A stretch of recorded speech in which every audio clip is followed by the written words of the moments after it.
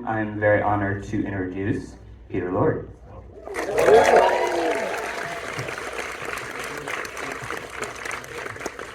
Thank you so much. Really, animation is film is like could be our watchword, our proverb at Aardman. We've always believed it. So this festival is particularly thrilling. I am holding my chicken. I have one wherever I go, and this is actually a new Ginger from the new film. One of the puppets from the film. But she's kind of fundamentally the same magnificent, heroic chicken as she was in the original Chicken Run. So it's really amazing to be back in LA now, 23 years on. I can't believe it. Since the first one, and just as exciting. But it is my great pleasure to introduce the director of Chicken Run, The Dawn of the Nugget, and that is my great friend and pal and a terrific animation director, Sam Fell. Thanks, Pete. Thank you. Hey, thanks everyone. Well, it's taken a long time to get in here. It can now speak for itself. So I won't talk for too long. I want you to watch it. But briefly, let's just think about time for a minute there. Like Pete said, it's 23 years ago. So take your minds back to the year 2000. Yes? Pierce Brosnan was James Bond. Your phone wasn't a camera. It wasn't even your phone, it was just a phone, and it was over there. If you wanted to know how to spell a word, you had to get this great big book called a dictionary and look it up. Dark times, my friends. But thankfully, Pete and Nick made, a glimmer of light, this fabulous film, Chicken Run, based on the best elevator pitch of all time, The Great Escape with chickens. Sold like a good one. So I'm not gonna, so I won't go on. I really hope that you love this movie as much as I do. I hope that it whets your appetite for Chicken Run 3, Rise of the Vegan Pancake, coming to a holodeck near you in 2055. Hey guys, enjoy the show. See you later. All right. Hopefully this is the 10th, 12th movie you've seen here at Animation is Film, or the 10th Aardman movie you've seen. It's going to be great. We've got a conversation with Sam Fell and Peter Lord from Aardman, the director and producer of Chicken Run, Dawn of the Nugget. Let's hear it for them, and we'll dive right in.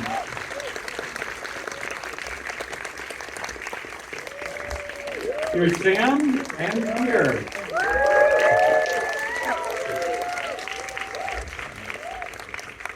So, how many of you have seen the original Chicken Run?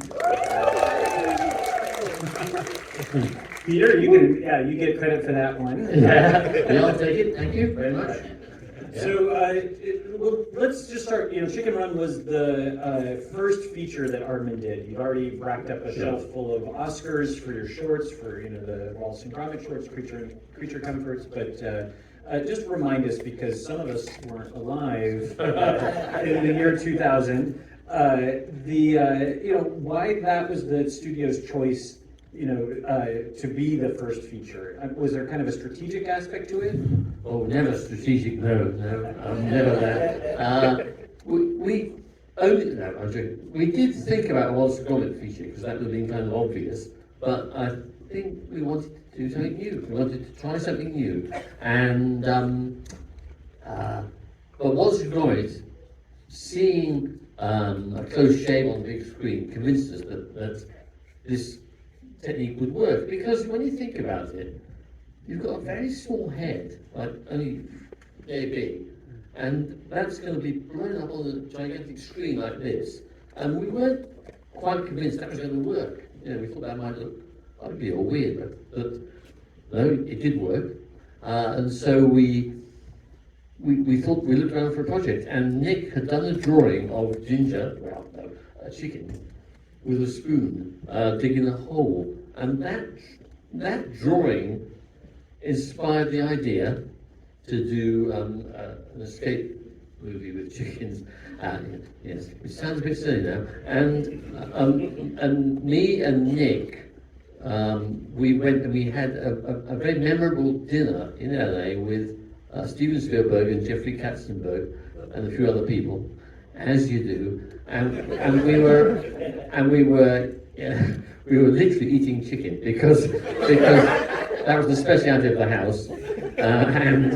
And then the pitch to Steven Spielberg was, we're going to do The Great Escape with chickens.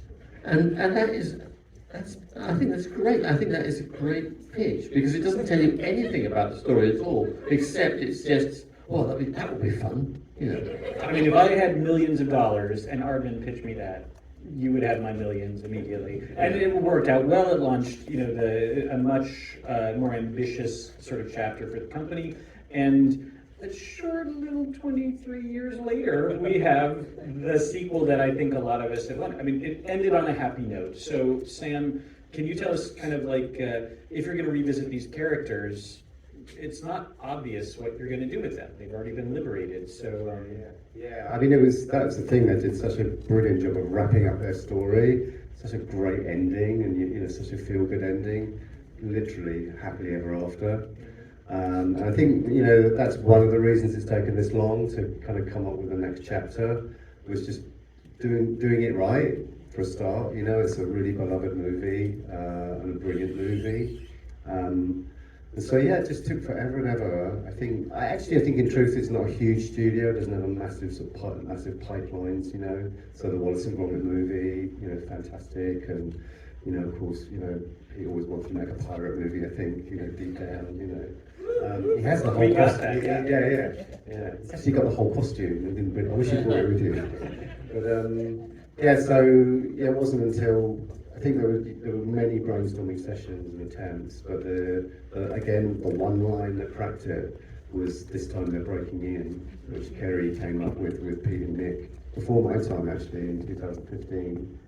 So when I came to it, it was just the promise of that premise that really grabbed me, was just the thought of Aardman doing a new kind of movie, a break-in movie, and just how unlikely chickens are to be action heroes, you know, just forget Sly Stallone, forget Tom Cruise, it's Bunty and Babs, and they've got corkscrews and, you know, teaspoons and stuff, you know, so just the delight of Aardman, the ingenuity of Aardman doing a break-in movie, you know, it's really unlocked it suddenly. well, and you had history with Aardman. Of course, you directed Flushed Away. Have you guys seen Flushed Away? And you went off to work on Paranorman for Leica, and this is kind of a homecoming. You're doing some nice work, Sam. But tell us sort of like, did they have to lure you back, or were you? I mean, just what was the reunion like for you? This has been a few years already, too. Yeah. I mean, I've been doing this for 6 years actually, and I mean, I always gravitate back to the UK. It's my home. And I've met Pete. I bumped into Pete in 10 Downing Street, actually, which is like where the Prime Minister lives. As one does. Yeah, as one does. Peter has a very typical life. It was just like a celebration of animation, and Pete said, you know, do you want to come look at what we're doing? We've got Chicken Run 2. We think we've cracked it. It's This Time They're Breaking In. And so I came to it. And so I sort of rushed in, really, you know, and I think that's what I've always done, to be honest, is just rush into things I'm excited by, and then the gravity hits me later. So like once I was in there with Chicken Run, I mean, it's super exciting, amazing characters, such love for the film. But then after a while, it's kind of daunting. It is kind of daunting as well, because people were coming up to me and just saying, you know, this was my childhood, you know, like this means so much to me, this film, you know, and there's a big responsibility as well, you know, so it's definitely been two sides, exciting, but also kind of daunting as well, and I think that's why it's taken so long to figure out how to evolve a new movie from the amazing masterpiece that it came from, and just evolve it in a way that it's part of comes from the first movie, but it's a movie in its own right, I hope, you know. Yeah, sure. I mean, and it sets it up in a way that a whole new generation discovering it doesn't need that first movie, but if you know it. You could watch the two together, you know, like Yeah, it yeah. flows, but I think definitely having Molly and a younger character coming into it gives you a new POV. Do you want to talk, I mean, I don't know to what extent that was, your initiative, or it's Terry Kirkpatrick and some of this, a couple of the writers who've been on the first one, a new writer, but that is kind of, as much as the breaking in, that feels like a huge part of this, the parent Yeah, role. definitely, yeah. I mean, you started, Pete, it was with Kerry, and you started with Rocky more, didn't you? Rocky Yeah, and Nobby. yes. When the idea first started, that we would give Rocky and Ginger a child, and that would be at the heart of the adventure. When it first started, that was a little boy who had been part of the story of the first movie, and then had got chucked out at some stage because there was no room for him. He was called Nobby, and he was absurdly cute. But and so the first idea was they had a child, and it was going to be a father-son story with Rocky and his son, and he wanted the son to be more like him. And that was, there's a good story there really is. And the logic was, oh well, the first movie we've given Ginger her story, now let's give Rocky his story. And that was quite a good idea. But then people at Aardman, notably women at Aardman, said, well, this is a terrible mistake you're making here, really, because you've created a superb female protagonist, a true hero, and now you're sidelining her. So, that was right. So as a result, well, Sam knows, as a result, we had to do a complete rewrite. Well, you guys were ahead of your time with her just because, if 6 years ago you're thinking let's make a father-son story, there's also a little bit of a read the room, Yes. that's kind of like the Hollywood is catching up to something that Aardman had kind of established, not established, but been ahead of. Yeah, I mean, the first movie passes most of the tests for it being a feminist movie, actually. The lead female. The sort of Bechdel test. Yeah, the Bechdel test. They're all names. They don't talk about men, or they talk about other stuff, and you know their names. And also, like in the first one, you've got all these chickens desperately trying to escape, and then the handsome hero comes in to save the day. But he's no good at all. He's absolutely, he's a fake and a fraud, and no help at all until the very, very end. Yeah. But it definitely sort of unlocked it again. You get these moments, you work for years, and you get these moments of things that just epiphanies that unlock everything, and then sort of shift to Ginger, goes to Molly, of course, and then just that whole notion of it being, what's the next challenge for her, and Molly being like the biggest challenge. And in fact, Molly's, as you've seen, a reflection of just really a mini Ginger in many ways, yeah. And then also the other thing was we had a male villain in that earlier version as well, thinking that, like Bond, you get a new villain each chapter, and that, it'd be cool to have a new villain. And so Dr. Fry there was actually more like the main villain. And then but bringing Mr. Tweedy back was another one of those great moments where you're like, oh, of course, When that happened in this theater, because it's a great gag too, because how long until we see her face, but we know it's her kind of thing. But you could tell how many people had seen the first movie just by the reaction to that entrance.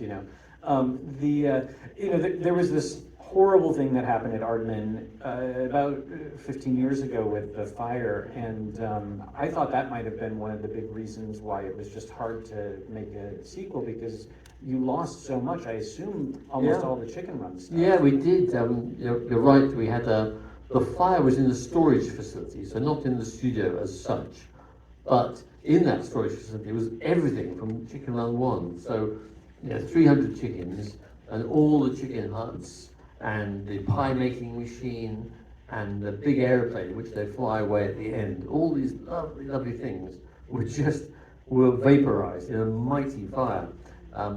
So that was a problem. And It did actually hold us back from. It was one of the things that stopped us making a sequel. Actually, was we thought we thought we'd have to start again with recreating the figures from nothing, and that's true. That's what we did have to do. We had to. There was almost nothing left. It's amazing how little was left.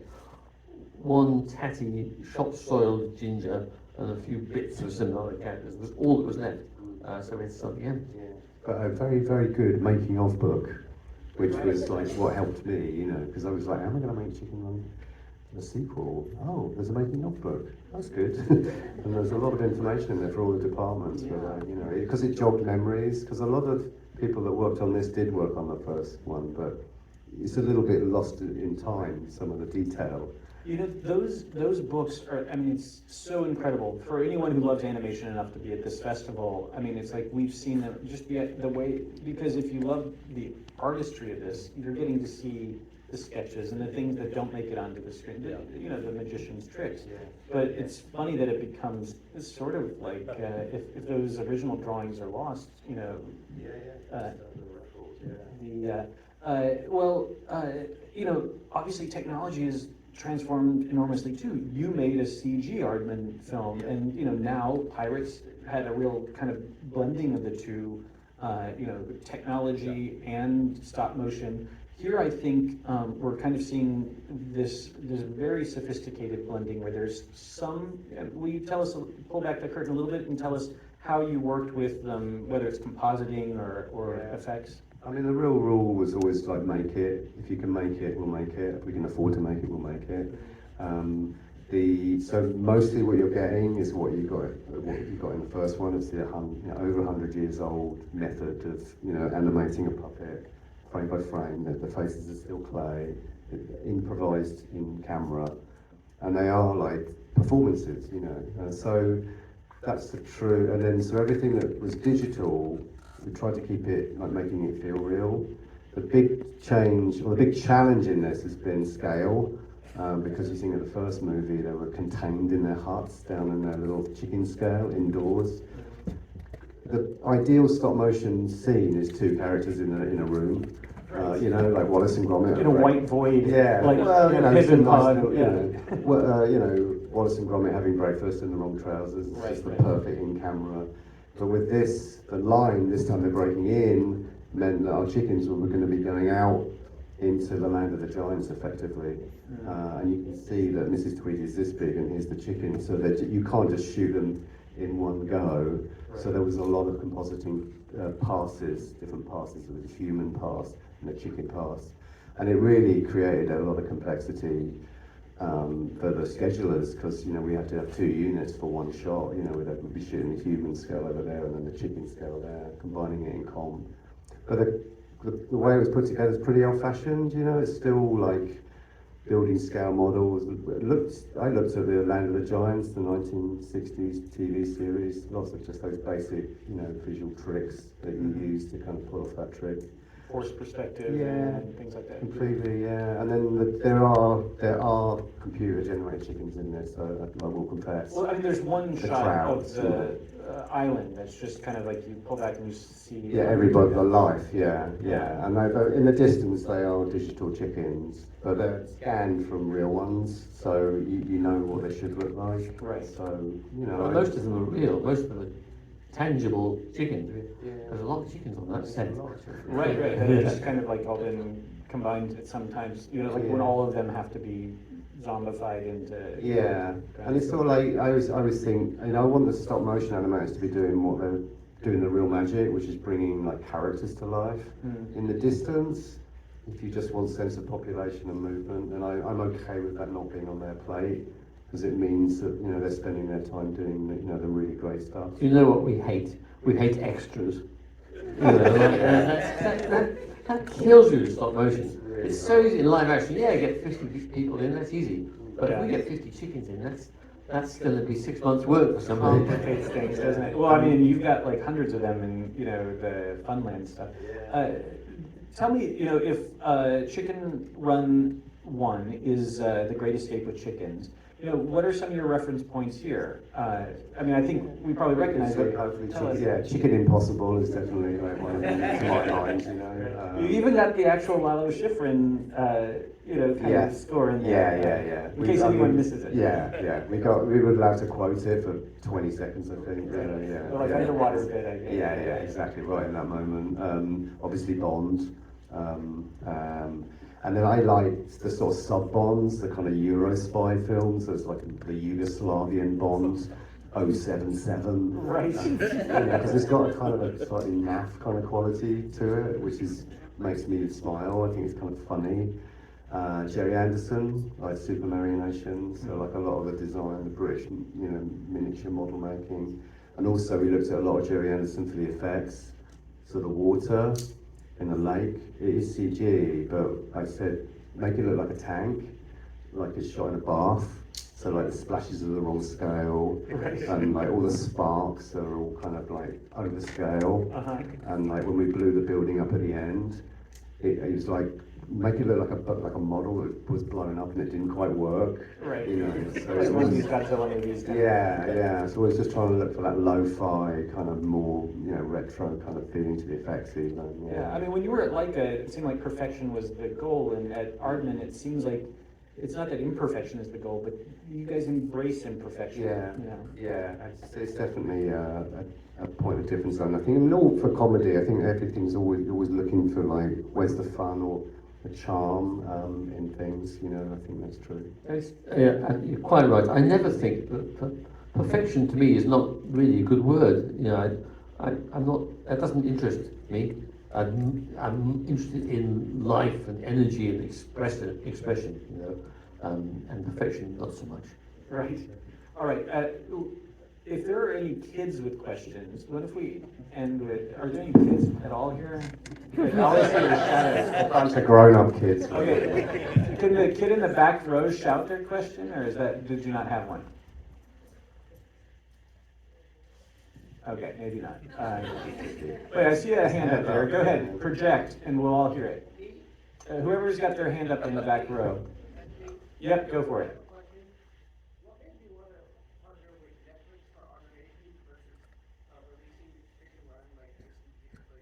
Yeah, that's a good question. Why has Netflix been your partner of choice for the last few projects? Me personally, I think Netflix really get animation, and you can tell they've broken a lot of new ground, I think.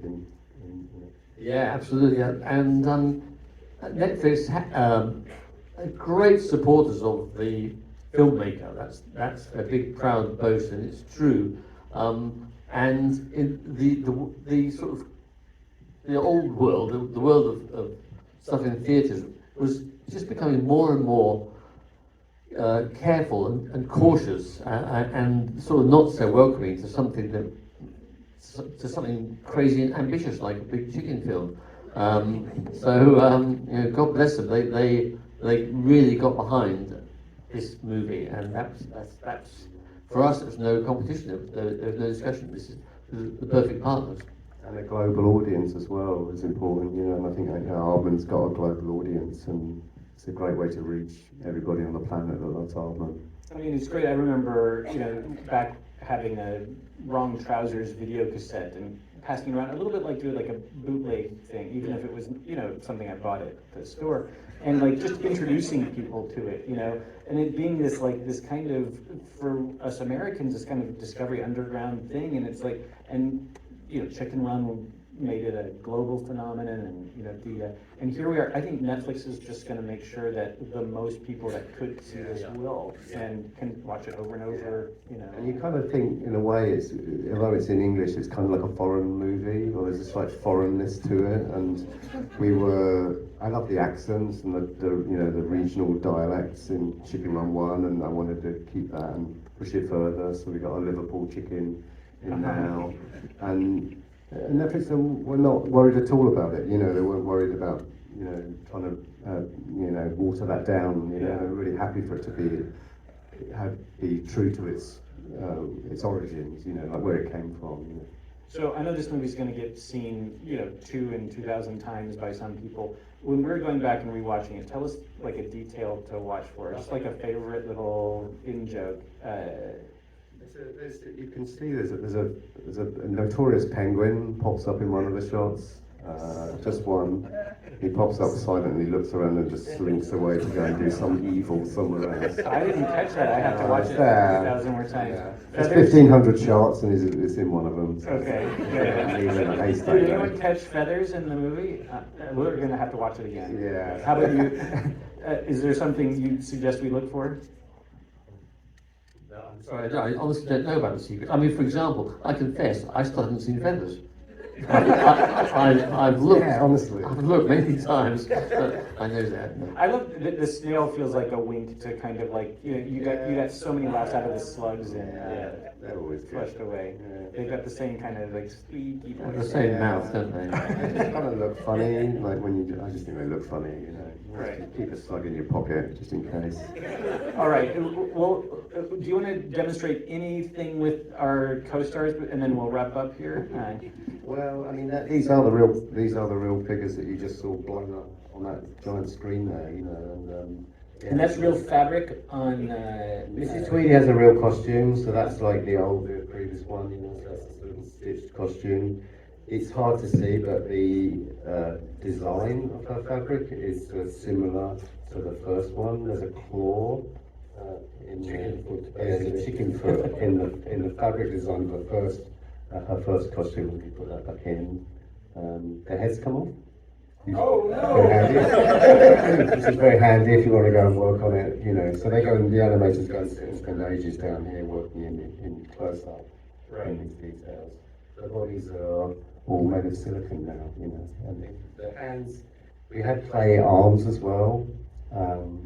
If you want to, like, 'cause a hand is a very expressive thing, you know, and sometimes you want to sculpt a very particular hand to make a gesture. So the animators were able to improvise with clay hands, but mostly they're made of this silicone, which is really quick to use, relatively quick. And you guys are going to be around in the lobby, is that right? Or is that not planned? So yeah, we're always hanging around in lobbies, me and Pete. Well, that's all the time we Always have available here. for a chat. Now, if you want to chat, you've got other questions. Yeah. I mean, I don't know. Do we have to scurry up? We should wrap it up. Okay, we'll let you seem eager and young. That's what I was looking for, and then we'll wrap with you. Yeah, what I love about this is that it's been 23 years and you guys found a story organically, which happens with a lot of movies, which is why they take so long to develop. So do you think that if you let this sit for a while and come back to it over time, that in the next 20 years we could, but like that's not a joke though. Like if you work on different projects, work on different IPs, and then, you know, something just comes organically, that like in the next 20 years we could see another joke. Yes, absolutely we could. I mean, yeah. The question was, will we maybe see another Chicken Run 20 years down the road, or? Yeah, because we had some really great ideas that didn't make it through to the final film. There was a whole subplot about cockfighting, where Rocky encountered a group of quite alarming international fighting roosters. But